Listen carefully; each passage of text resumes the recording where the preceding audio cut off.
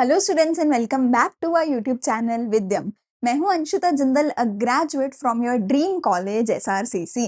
और आज इस वीडियो में मैं आपके लिए लेकर आई हूं आपका चैप्टर क्लास 12 बिजनेस स्टडीज का डायरेक्टिंग, जो कि one of the lengthiest chapters है। बहुत ज्यादा इंपॉर्टेंट चैप्टर है। इसमें से बहुत सारे क्वेश्चंस बनते हैं और बहुत सारे क्वेश्चंस आते हैं, पर इसका डिफिकल्ट बात पता है क्या है कि इसको याद करना बहुत मुश्किल है, क्योंकि कम्युनिकेशन के जैसे बैरियर्स हैं या मोटिवेशन के बारे में, मोटिवेशन का प्रोसेस है, लीडरशिप के बारे में, उनको याद करना बहुत मुश्किल है। तो मैं सबसे इजीएस्ट एक्रोनिम्स आपके लिए बना करके लेकर आई हूँ, तो बहुत अच्छे से एक्सप्लेन भी करूंगी और याद कैसे करना है वो भी बताऊंगी, इंपॉर्टेंट क्वेश्चंस क्या है वो भी बताऊंगी। ठीक है, जल्दी से जाके चैनल को लाइक शेयर एंड सब्सक्राइब कर देना। अगर ये मेरे खुद के नोट्स चाहिए जो मैंने खुद आपके लिए बनाए हैं, तो नीचे टेलीग्राम चैनल का लिंक है, वहां से टेलीग्राम से आप मेरे सारे नोट्स डाउनलोड कर सकते हो। एंड व्हाट्सएप चैनल का भी लिंक है, उसको जरूर ज्वाइन करना, क्योंकि तुम्हारे बोर्ड एग्जाम्स में 20 नंबर के एमसीक्यू आएंगे और हर रोज मैं 2 एमसीक्यूज पोस्ट करती हूँ, जिसको तुम सॉल्व करोगे, फिर मैं आंसर देती हूँ विद एक्सप्लेनेशन। ठीक है, तो जल्दी से जाके सब कुछ फॉलो कर लेना। सारी प्लेलिस्ट का लिंक है डिस्क्रिप्शन में, प्लेलिस्ट जरूर सेव कर लेना अकाउंट सीखो बिजनेस की, ताकि कोई भी चैप्टर चाहिए हो तो तुम साथ के साथ देख सको। ठीक है, चलो अब हमारी वीडियो को करते हैं स्टार्ट। चैप्टर का नाम है डायरेक्टिंग। अभी तक हमने डायरेक्टिंग से पहले क्या पढ़ा? हमने पढ़ा कि मैनेजमेंट क्या होती है। हमें पता चला कि अपनी पूरी ऑर्गेनाइजेशन को अगर अच्छे ढंग से चलाना है, अपने गोल्स को पूरा करना है, तो मैनेजमेंट करनी होगी, है ना। मैनेजमेंट के प्रिंसिपल्स को हमने पढ़ा। ठीक है, मैनेजमेंट के अंदर हमने पढ़ा कि सबसे पहले मुझे प्लान करना होगा कि मुझे क्या काम करना है, कैसे कैसे करना है। ठीक है, ऑन पेपर सब कुछ लिखना पड़ेगा, अपना पूरा गोल क्या है, गोल तक कैसे पहुंचना है, सब कुछ। फिर मैंने प्लानिंग की बात करी, ऑर्गेनाइजिंग। अपने गोल को मुझे पता चल गया, गोल को कैसे पूरा करना है वो पता चल गया, पर पूरा करने के लिए कुछ रिसोर्सेज की जरूरत होती है। उन सारे रिसोर्सेज को इकट्ठा करने के लिए मैंने करी ऑर्गेनाइजिंग, अलग अलग डिपार्टमेंट्स बनाए, उन डिपार्टमेंट्स में अलग अलग चीजों को इकट्ठा करके रखा। अब उन सभी डिपार्टमेंट के लिए लोग चाहिए, तो मैं अपने स्टाफ को लेकर आई, तो मैंने स्टाफिंग भी कर दी। अब क्या हुआ, मेरे पास एक प्लान है, मेरे पास सामान है, मेरे पास लोग हैं, अब मेरे पास सब कुछ आ गया। प्लान भी था, प्लान के अकॉर्डिंग सामान भी आ गया, प्लान के अकॉर्डिंग लोग भी आ गए। अब हम सारे यहाँ पे बैठे हैं, अब बैठ के पार्टी थोड़ी करेंगे, बैठ के चिल थोड़ी करेंगे, नेटफ्लिक्स एंड चिल तो करने नहीं आए हम सब लोग। हम लोग अब क्या करेंगे, काम। अब हमारा काम होगा शुरू। अब मैं अपने स्टाफ को एक्चुअल में बताऊंगी कि ये सारे जो लोग आए हैं, ये इन सबको बताऊंगी कि तुम्हें काम कैसे करना है। इन सब लोगों को मैं बताऊंगी कि भैया जी तुम्हें काम ऐसे करना है। अगर वो काम नहीं करेंगे तो मैं उनको मोटिवेट करूंगी, मैं एक लीडर बन के उनको दिशा दिखाऊंगी, उनको डायरेक्शन दिखाऊंगी। जैसे श्री कृष्ण बने थे ना अर्जुन के सारथी, तो हम यहाँ पे अपने स्टाफ के सारथी बनेंगे, उनके लीडर बनेंगे, उनको सिखाएंगे कि भैया तुम्हें किस डायरेक्शन में जाना है। और जैसे अर्जुन ने श्री कृष्ण से सब कुछ सीखा था, वैसे हमारे स्टाफ हमसे सीखेंगे और मोटिवेट होंगे और हमारे लीडर के अकॉर्डिंग काम करेंगे। इसके लिए हमें क्या करना पड़ेगा, अपने स्टाफ को सही ढंग से देखना पड़ेगा, अपने स्टाफ को टाइम टू टाइम देखना पड़ेगा, सुपरवाइज करना पड़ेगा, काम सही से कर रहे हैं कि नहीं कर रहे। अगर नहीं कर रहे तो उन्हें मोटिवेट करना पड़ेगा। उन्हें एक अच्छे लीडर की जरूरत होती है, हम उन्हें एक अच्छा लीडर देंगे और ये सारी चीजें हम उनके साथ अच्छे से कम्युनिकेट करेंगे। तो 4 चीजें मेजरली हम डायरेक्टिंग के अंदर पढ़ने वाले हैं, supervision, motivation, leadership and communication. जिसमें से भी सुपरविजन का कोई खास बड़ा रोल है नहीं, सुपरविजन आज की क्लास में हम करेंगे, कोई बहुत ज्यादा बड़ा टॉपिक है नहीं। उसके अलावा मोटिवेशन, लीडरशिप एंड कम्युनिकेशन, ये 3 मेजर चीजें जिसके ऊपर क्वेश्चन बनते हैं। तो ये चारों चीजों के लिए मैं 4 वीडियोस, 4 पार्ट में ये चैप्टर बनाऊंगी। 20-20 मिनट की वीडियो होगी, छोटी छोटी वीडियोस होंगी, ऐसा नहीं 1-1 घंटे की 4 होंगी, 20-20 मिनट की 4 वीडियोस होंगी, जिसमें मैं चारों टॉपिक्स तुम्हें कराऊंगी। ये है हमारा पार्ट 1 वीडियो का। ठीक है, तो ये होगा हमारा पूरे का पूरा डायरेक्टिंग चैप्टर। समझ आ गया, जैसे श्री कृष्ण सारथी बने थे अर्जुन के महाभारत में, ठीक है, वैसे ही यहाँ पे हम जो है एक लीडर बन के अपने स्टाफ को बताने वाले हैं, दिशा दिखाने वाले हैं, उनको समझाने वाले हैं कि काम को सही तरीके से करो। शुरू करते हैं हमारे चैप्टर को। ठीक है, तो डायरेक्टिंग क्या है? It is the process of instructing. हम इंस्ट्रक्शंस देने वाले हैं, हम गाइड करने वाले हैं, हम काउंसलिंग करने वाले हैं एंड हम मोटिवेट करने वाले हैं, हम लीड करने वाले हैं अपने स्टाफ को अपनी ऑर्गेनाइजेशन में, ताकि वो हमारी ऑर्गेनाइजेशन के गोल्स को पूरा कर सके। फिर से हम क्या क्या करने वाले हैं, मेरे साथ बोलो। हम अपने स्टाफ को क्या क्या करने वाले हैं? इंस्ट्रक्ट करेंगे, गाइड करेंगे, काउंसलिंग करेंगे मोटिवेट करेंगे और लीड करेंगे किसको? अपने स्टाफ को लीड करेंगे अपनी ऑर्गेनाइजेशन में, ताकि हम सारे मिलके अपनी ऑर्गेनाइजेशन के गोल्स को पूरा कर सके। जब भी मैं कोई डेफिनेशन पढ़ती हूँ ना, मेरे साथ साथ डेफिनेशन पढ़नी है ताकि तुम्हें एक रियल लाइव क्लास जैसी फीलिंग आ सके, ठीक है। कैरेक्टरिस्टिक्स ऑफ डायरेक्टिंग क्या क्या होने वाली है? सबसे पहले यहाँ पे हमारे पास एक एक्रोनियम है आईसीएस, ठीक है, ICES आईसीएस, ठीक है। ये हमारा एक्रोनियम है। देखते हैं क्या क्या कैरेक्टरिस्टिक्स हैं डायरेक्टिंग की। टोटल 4 कैरेक्टरिस्टिक्स है, एक एक करके समझते हैं। सबसे पहली चीज है इनिशिएट्स एक्शन, काम शुरू करने में मदद करता है डायरेक्टिंग। जैसे मैंने बोला, श्री कृष्ण महाभारत में जो अर्जुन था, अर्जुन के रथ के सारथी बने थे, मतलब जो रथ चलाता है ना, वो कौन था? श्री कृष्ण। अब अर्जुन को अगर कहीं भी जाना है तो श्री कृष्ण ही तो उसको लेकर जाएंगे ना, अपने आप वो नहीं जा सकता, क्योंकि अगर कृष्ण जी ने रथ ही नहीं चलाया तो अर्जुन कहीं जा नहीं पाएगा। तो वही बात हो रही है, हम यहाँ पे डायरेक्शन दे रहे हैं अपने स्टाफ को, हम उनको मदद करेंगे। जब तक हम उनको डायरेक्शन नहीं देंगे तब तक स्टाफ काम नहीं करेगा। तो हम अपने स्टाफ के लिए एक्शन शुरू करवाने के लिए काम करेंगे। स्टाफ आके बैठा है, स्टाफ मस्त चाय पिएगा, नेटफ्लिक्स एंड चिल करेगा। अगर तुम्हें उनसे काम करवाना है, तुम्हें जाके उनका सारथी बनना होगा, डायरेक्शन देनी होगी। तो अदर फंक्शंस ऑफ मैनेजमेंट, मेरे साथ बोलो, other functions of management like planning, organising, staffing, prepare a setting for action. ये प्रिपेयर कर देते हैं। अब महाभारत के लिए सब कुछ प्रिपेयर हो चुका है, पर जब तक अर्जुन अपने रथ में बैठ के सही जगह तक पहुंचेगा नहीं, तब तक काम नहीं होगा। तो डायरेक्शन देनी पड़ेगी ताकि हम काम को शुरू कर सकें, ठीक है। कंटिन्यूअस प्रोसेस है, लगातार डायरेक्शन देनी पड़ेगी, लगातार रथ को चलाना पड़ेगा ताकि लगातार काम हो सके, ठीक है। It takes place whole life of the organisation. जब तक ऑर्गेनाइजेशन चलेगी तब तक ये चक्का घूमता रहेगा, तब तक तुम्हारी डायरेक्शन चलती रहेगी, क्योंकि ऑर्गेनाइजेशन की नीड्स, ऑर्गेनाइजेशन का स्ट्रक्चर, ऑर्गेनाइजेशन के गोल्स, एनवायरनमेंट, सब कुछ बदलता रहेगा। तुम्हें लगातार मोटिवेट करना है एम्प्लॉइज को, लगातार लीड करना है एम्प्लॉइज को, ताकि वो अच्छे से काम कर सकें, ठीक है। Essential at every level of management. फिर चाहे तुम्हारा लोअर लेवल है, चाहे तुम्हारा मिडिल लेवल है, कोई भी तुम्हारा अगर लेवल हो, ठीक है, हर लेवल पे डायरेक्शन की जरूरत होती है। हर लेवल पे डायरेक्शन की जरूरत होती है, हर लेवल पे, ठीक है। हर एक मैनेजर को डायरेक्शन की जरूरत होती है। ऐसा नहीं कि सिर्फ जो फैक्ट्री में लेबर है उसी को चाहिए, हर एक स्टाफ को, हर एक मैनेजर को, फिर चाहे वो टॉप एग्जीक्यूटिव है या वो बेस लेवल पे सुपरवाइजर है, सब कोई, हर कोई डायरेक्टिंग का काम करता है अपने जूनियर के लिए, और हर किसी को डायरेक्ट किया जाता है, ठीक है। टॉप लेवल मिडिल लेवल को डायरेक्शन देती है, मिडिल लेवल लोअर लेवल को डायरेक्शन देती है, लोअर लेवल आगे जो स्टाफ है, जो लेबर है, उसको डायरेक्शन देती है। वो ऑर्डर देते हैं, इंस्ट्रक्शन देते हैं, मोटिवेट करते हैं। ये परवेसिव फंक्शन है। परवेसिव है यानी हर लेवल पे, हर जगह, हर वक्त चाहिए।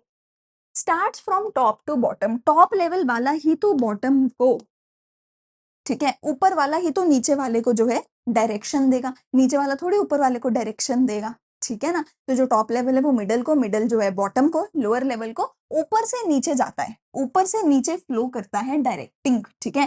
फंक्शन, डायरेक्टिंग फंक्शन, मेरे साथ बोलोगे, ऊंची ऊंची बोलो, मम्मी तक आवाज जानी चाहिए। Directing function required and recognized at all levels of management hierarchy, at lower level सबसे ज्यादा most, at the middle level lesser, at the top level least। हर एक लेवल पे चाहिए होती है, हर एक लेवल पे चाहिए होती है, ठीक है। लेकिन जो लोअर लेवल है वहां पे ज्यादा चाहिए होती है, मिडिल लेवल पे थोड़ी कम, और टॉप लेवल पे सबसे कम चाहिए होती है। बट जो टॉप लेवल है वो मिडिल लेवल को डायरेक्शन देता है, मिडिल लेवल जो है वो लोअर लेवल को डायरेक्शन देता है। इंपॉर्टेंस ऑफ डायरेक्टिंग की बात करते हैं। फिल्म्स, इसका हमारे पास एक्रोनियम क्या है तुम देख सकते हो, फिल्म्स, ठीक है। मैं साइड पे हट गई हूँ ताकि तुम एक्रोनियम अगर फोटो लेना चाहो, वैसे फोटो की जरूरत नहीं है, तुम टेलीग्राम से सारे नोट्स सीधा ले सकते हो। फिल्म्स जो है मेरा यहाँ पे है एक्रोनियम किसका? इंपॉर्टेंस ऑफ डायरेक्टिंग का। फिर से एक एक करके समझते हैं। Facilitates change. अगर हम अच्छे से डायरेक्शन देंगे, हमारे एम्प्लॉइज अच्छे से काम करेंगे, अच्छे से मोटिवेट करो, अच्छे से कम्युनिकेट करो, तो एम्प्लॉइज अच्छे से काम करेंगे। अगर एम्प्लॉइज अच्छे से काम कर रहे होंगे तभी वो किसी भी चेंज के लिए तैयार होंगे, तभी वो किसी भी चेंज के लिए तैयार होंगे। देखो कृष्ण जी रथ चला रहे हैं अर्जुन के लिए, अगर कृष्ण जी बैठ के वहां चाय पी रहे होते हैं और उधर से कोई अटैक कर देता, तो कृष्ण जी बेचारे रथ लेके कहाँ जाते? तो he has to be always active, he has to be always active, कि जैसे ही किधर भी जाने की जरूरत पड़े मैं चला जाऊं साथ के साथ। तो अगर तुम कॉन्टिन्यूसली डायरेक्टिंग करोगे तो तुम्हारी ऑर्गेनाइजेशन में जो है चेंज को लेकर आना बहुत आसान हो जाएगा। ठीक है, तो ऐसे ही जो टॉप लेवल है वो मिडल को, मिडल जो है वो लोअर को लगातार डायरेक्टिंग देती है, ताकि कभी भी कोई भी प्रॉब्लम आए, साथ के साथ हमारी ऑर्गेनाइजेशन उस प्रॉब्लम के साथ फाइट करे, कोई भी चेंज लाना हो हम साथ के साथ लेके आ सके। तो ऑल द ऑर्गेनाइजेशंस, फिर से पढ़ो मेरे साथ, all the organisations operate in a changing environment. Direction makes easy organisational adjustment to cope with the changing condition through better communication and leadership। ठीक है, leads to stability and balance. Again organisation stable रहेगी, balance रहेगा, लड़ाई झगड़ा नहीं होगा, हर किसी को पता होगा अपना काम, हर कोई मोटिवेटेड रहेगा, हर किसी को पता होगा कि यार मेरा लीडर अच्छा है, मुझे लीडर के जैसा बनना है। कोई भी ऐसा नहीं सोचेगा कि मैं इसको बाहर निकालूं और इसकी जगह ले लूं, नहीं, हर कोई अपना अपना काम अच्छे से करेगा, क्योंकि एक ऑर्गेनाइजेशन में अच्छा एनवायरनमेंट बन जाएगा जब तुम सही डायरेक्टिंग करोगे। सो पढ़ो में sir, leads to stability and balance through interpersonal communication, effective leadership and motivation, which helps to maintain the stability in the organization। तो stability भैया जी हमें बना के रखनी पड़ेगी, stability हमें बना के रखनी पड़ेगी, और वो डायरेक्शन से बन सकती है। इनिशिएट एक्शन ये हमने बता दिया है, ठीक है ना। Supervisor through proper guidance and clarifying the worker doubts helps the worker to complete their work properly. तो अगर तुम उनको सही गाइडेंस दोगे तभी जो तुम्हारे वर्कर हैं वो सही तरीके से काम कर पाएंगे, और डायरेक्शन ये काम करने में मदद करती है। ठीक है, देखो जब भी मैं डायरेक्शन बोल रही हूँ ना, तुम बेसिकली ये समझो कि मैं मोटिवेशन, लीडरशिप, सुपरविजन और कम्युनिकेशन, इन 4 चीजों की बात कर रही हूँ। ठीक है, तो जब भी तुम बोलो डायरेक्शन कैसे हेल्प करेगी, अरे अगर तुम मोटिवेट करोगे तो वो हेल्प करेगी ना लोगों को काम करने में, लोगों को हर चीज में, तो मैं उसी चीज की बात कर रही हूँ। ठीक है, उसके एलिमेंट्स याद रखो जब भी मैं डायरेक्शन बोल रही हूँ, डायरेक्टिंग बोल रही हूँ। ठीक है, मीन्स ऑफ मोटिवेशन, तो directing helps in motivating the employees to work willingly to contribute the maximum efforts towards the achievement of organisation goals. ये तो हमें पता ही है कि डायरेक्टिंग का एक एलिमेंट है मोटिवेशन, तो डायरेक्टिंग के अंदर हम मोटिवेट ही कर रहे हैं एम्प्लॉइज को कि तुम और अच्छे से काम करो। ठीक है, स्टेबिलिटी एंड बैलेंस बनता है। ठीक है, ये तो हमने पढ़ ही लिया, ये रिपीट हो गई स्लाइड। ठीक है, चलो अगला मेरे पास है प्रिंसिपल्स ऑफ डायरेक्टिंग, जो कि हम यहाँ पे स्किप करने वाले हैं, जो कि आपके सीबीएसई के सिलेबस में नहीं है, जो कि आपके बोर्ड एग्जाम में नहीं पूछा जाएगा। फिर मैंने स्लाइड में क्यों लिखा है, मैंने स्लाइड में इसलिए लिखा है क्योंकि ये जो प्रिंसिपल्स ऑफ डायरेक्टिंग है ये आपके सीयूईटी में आने वाले हैं, इसलिए मैंने पीपीटी पूरी बनाई है जो आपके सीयूईटी में भी आएगा यूज, इसलिए। ठीक है, तो सीयूईटी के टाइम आप इस पीपीटी में से प्रिंसिपल्स ऑफ डायरेक्टिंग को रेफर कर लेना, सीबीएसई के लिए तुम इसको स्किप कर देना, ये तुम्हें अपनी एनसीईआरटी में से भी कहीं से भी नहीं करना है, ये सिलेबस में नहीं है। अगला अब मेरे पास आता है elements of directing. Elements of directing में ऑलरेडी एक्सप्लेन कर चुकी हूँ कि 4 होने वाले हैं, supervision, motivation, leadership and communication. इन चारों के बारे में एक एक करके हम इस चैप्टर में पढ़ेंगे। सबसे पहले आज की क्लास में हमें जो करना है वो है सुपरविजन, जो कि सबसे छोटा टॉपिक है इस पूरे चैप्टर का। सुपरविजन का सिंपल मतलब है कि जैसे अगर तुम लोग क्लास में बैठे हो, क्लास में मैम ने बोला है कि बेटा आज तो मैं सरप्राइज टेस्ट लूंगी, तो तुम सारे बैठ के टेस्ट कर रहे हो। जब तुम सारे टेस्ट कर रहे होते हो तो तुम्हारे मैम क्या कर रहे होते हैं, जब तुम सारे बैठ के टेस्ट कर रहे होते हो, अपना अपना लगे हुए होते हो, तो मैम क्या कर रहे होते हैं। कोई बोलेगा मैम तो चाय और समोसा खा रहे होते हैं, अरे वो नहीं, मोस्टली मोस्टली टीचर्स क्या कर रहे होते हैं, मोस्टली टीचर्स राउंड ले रहे होते हैं, इधर से उधर, उधर से इधर, देखो कोई बच्चा कुछ चीटिंग तो नहीं कर रहा, कोई चीटिंग तो नहीं कर रहा, सब सही से कर रहे हैं ना, किसी को कोई शीट, एक्स्ट्रा शीट तो नहीं चाहिए, है ना। That is called supervision, that is called supervision. Employees अपना काम करते रहेंगे, तुम अपना टेस्ट करते रहो, तुम टीचर की तरफ मत देखो, टीचर तुम्हें डिस्टर्ब भी नहीं करेगा, टीचर अपना बस घूम रहा है और तुम्हारे ऊपर नजर रखे हुए है कि कोई चीटिंग ना करे, कोई गलती तो नहीं कुछ कर रहा, गलती करूंगा तो वहीं पकड़ के मारूंगा, अच्छा कर रहे हो तो ठीक है, देखता रहूंगा कि हाँ अच्छा कर रहे हो, और फिर क्या कहते हैं, फ्यूचर में कभी प्रमोशन देनी है तो वो दी जा सकती है कि भैया ये अच्छा काम कर रहा है ना। किसी को कोई जरूरत है कि मैम एक्स्ट्रा शीट दे दो, तो उसी वक्त आपको दी जाए एक्स्ट्रा शीट, तो जो आपके टीचर कर रहे होते हैं ना उस वक्त क्लास में, उसी को बोला जाता है सुपरविजन। सुपरविजन में आप क्या करते हो कि जो तुम अच्छा काम कर रहे हैं उसके लिए मोस्टली आप कुछ ना कुछ पॉजिटिव लेकर आते हो, प्रमोशन वगैरह। ठीक है, अगर कोई फाइटिंग कर रहा है, कोई भी कुछ भी नेगेटिव कर रहा है, तो उसके लिए आप कोई भी पेनल्टी लगा सकते हो। ठीक है, फाइट को उसी के उसी टाइम सॉल्व करवाना, कोई भी एक्सीडेंट हो रहा है तो उस एक्सीडेंट को उसी टाइम रोकना, ठीक है, उसको उसी के टाइम ठीक करवाना, सॉल्व करवाना। अगर किसी को कोई नीड है तो उसके नीड को उसी टाइम फुलफिल करना कि अभी के भी एक्स्ट्रा शीट मिलेगी। ठीक है ना? अगर किसी को कोई भी तुमसे बात करनी है, किसी को तुमसे कोई भी सलाह लेनी है, मैम ये क्वेश्चन में क्या लिखा है समझ नहीं आ रहा, तो कुछ भी अगर किसी को ऐसे सलाह लेनी है ना? वो सारा कुछ एक सुपरवाइज़र करता है, ठीक है? तो सुपरविज़न का काम क्या है कि नज़र रखना, ओवरसी करना, बस वो नज़र रखे हुए तुम्हारे ऊपर और कुछ नहीं है। Oversee the work of the subordinates, मेरे साथ रीड करो ऊँची-ऊँची बोल के। सुपरविज़न का मतलब क्या है? Overseeing the work of the subordinates by the superiors, observing the subordinates at the work to see that the work is according to the plan and policies, to see that work is according to the plan and policies, ठीक है? नजर रखना उसको supervision बोला जाता है। Functions क्या है सुपरविजन के, हम देखते हैं। ये सारे हमारे फंक्शंस है सुपरविजन के, एक एक करके पढ़ते हैं।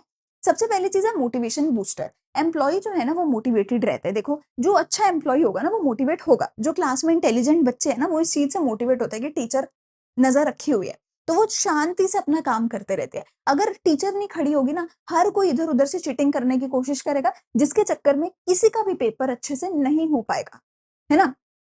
तो अगर सुपरविजन होती है तो जो सबऑर्डिनेट है वो इंस्पायर होता है कि वो बेटर अच्छे से काम करे through proper monetary and non monetary incentives, ठीक है?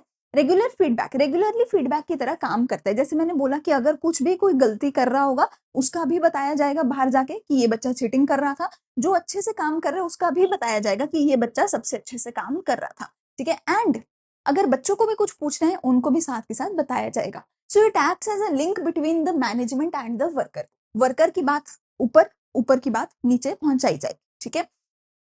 implements plans and policies of management, viewpoints, suggestion, grievance, complaints of the workers to the higher level, ये पहुंचाई जाती है सुपरवाइजर के द्वारा।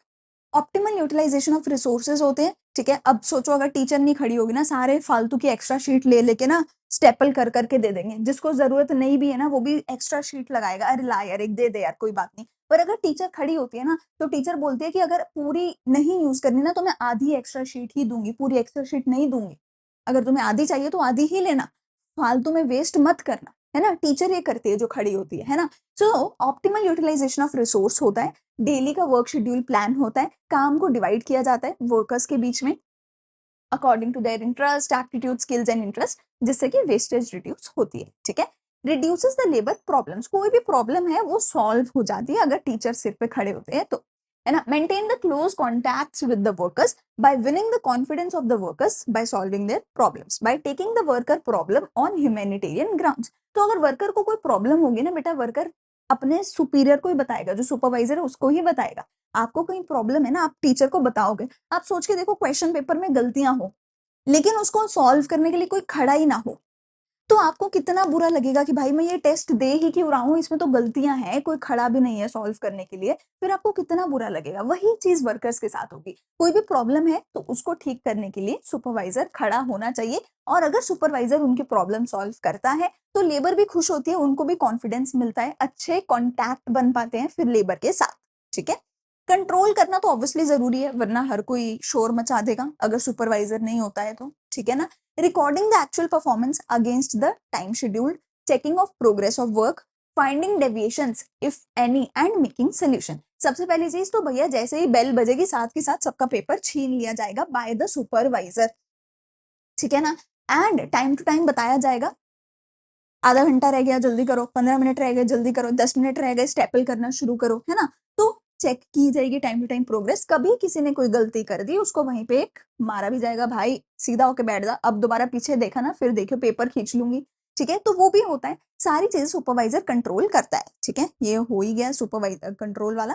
फिर रिपोर्ट, ऑब्वियसली जो सुपरवाइजर है वो ही रिपोर्ट करता है। मतलब तुम सोचो तुम अपनी क्लास में चीटिंग कर रहे हो और अगर किसी का चीटिंग का केस बन गया, वो चीटिंग का केस प्रिंसिपल तक कौन पहुंचाएगा? तुम्हारा सुपरवाइजर ही तो पहुंचाएगा। तो उसको रिपोर्ट करना, prepares report about the cost, the quality which are responsible for increasing the productivity on daily और वीकली बेसिस। तो आपके एम्प्लॉयज की हर चीज के बारे में रिपोर्ट तैयार करना और उस रिपोर्ट को ऊपर तक मैनेजमेंट तक पहुंचाना, वो काम भी सुपरवाइजर करता है। तो सिंपल भाषा में जो तुम्हारे टीचर होते हैं ऑन ड्यूटी, है ना, जब तुम टेस्ट दे रहे होते हो, वो जो टीचर है वो सुपरवाइजर की तरह काम कर रहे होते हैं। वो तुम्हें प्रॉब्लम्स की सॉल्यूशन भी देते हैं, तुम्हें चेक कर रहे होते हैं, तुमने अच्छा किया तो पॉजिटिव फीडबैक देते हैं, तुमने बुरा किया तो नेगेटिव फीडबैक देते हैं, गलतियां करी तो वहीं पे उसका भी आपको सोल्यूशन दिया जाता है। अगर लड़ाई कर रहे हो तो लड़ाई को सॉल्व करवाया जाता है, चीटिंग कर रहे हो तो चीटिंग को रोका जाता है, ठीक है। सामान की वेस्टेज नहीं होने दी जाती है, टाइम पे काम पूरा करवाया जाता है, ठीक है। वो सारी चीजें कौन करता है? एक सुपरवाइजर करता है। और अगर एक सुपरवाइजर नहीं होगा कभी काम अच्छे से नहीं हो पाएगा। सुपरवाइजर मेक्स श्योर कि जो काम है वो सही ढंग से हो, बिना किसी चीटिंग वगैरह के हो, टाइम पे हो जाए, बिना किसी वेस्टेज के हो जाए, एम्प्लॉइज भी खुश रहें, ठीक है, किसी को कोई भी प्रॉब्लम ना आए, कोई एक्सीडेंट ना हो, कोई लड़ाई ना हो। यहाँ पे सुपरविजन होता है खत्म। अगली क्लास में, अगले लेक्चर में हम करेंगे हमारा मोटिवेशन, ठीक है। अगर वीडियो अच्छी लगी तो please like share and subscribe जरूर कर देना, क्योंकि बहुत मेहनत लगती है सारे नोट्स बनाने में, सारी वीडियोस बनाने में, हमें भी थोड़ा मोटिवेशन मिल जाएगा। अगर कुछ अच्छा लगता है तो वो बताना कमेंट सेक्शन में। कोई भी डाउट है तो साथ के साथ मुझे टाइम स्टैम्प के साथ कमेंट सेक्शन में जरूर बताना। हम मिलते हैं अगली वीडियो में। Thank you, bye bye.